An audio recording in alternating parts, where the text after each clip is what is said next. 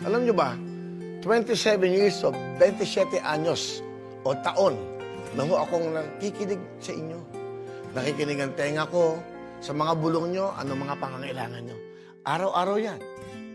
Nung nakikinig ako sa inyo, yung damdamin ko, sasaktan, nahihirapan. Dahil lahat po ng mga binubulong nyo sa tenga ko, puro kahirapan. Ngayon, yung puso't damdamin ko, parang nilungkot. So, napag-isip-isip ko, ito ng panahon para magkaroon na ng boses sa Senado. Ngayon, no, nakinig ang tenga ko, nakiramdam ang damdamin ko. Ngayon, ang gagamitin ko ng bibig ko sa lahat ng mga binulong niyo sa akin sa pakiramdam ng aking puso sa inyong mga pangailangan.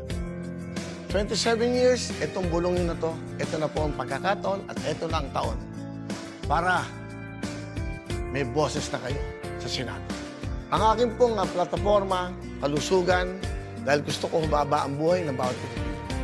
Sa ating mga nanay, tatay, lolo at lola ng mga senior citizens na walang pabiling gamot, gagawa ko ng batas na maging libre ang gamot sa ating mga kabayang mahirap. Pangalawa, trabaho. Trabaho sa ating mga kababayan, sa mag-asawa o sa asawa man, para mabigyan ng magandang buhay ang bawat pamilyang Pilipino. Pinaka-importante, yung mga kabataan. Edukasyon. Edukasyon para mabigyan ng magandang buhay ang inyong pamilya.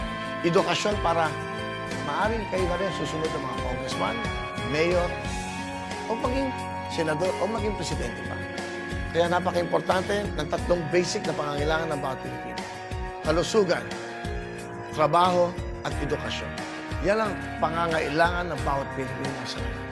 Ngayon, nandito ako para gawin lahat yan, hindi para sa akin. Ang panalo ko ay panalo niya. Ulitin ko po, 27 years, nakinig ang tenga ko, nakiramdam ang puso ko, ang damdamin ko. Ngayon, may boses na ako at may boses na kayo sa inyong mga pangangailangan sa Senado.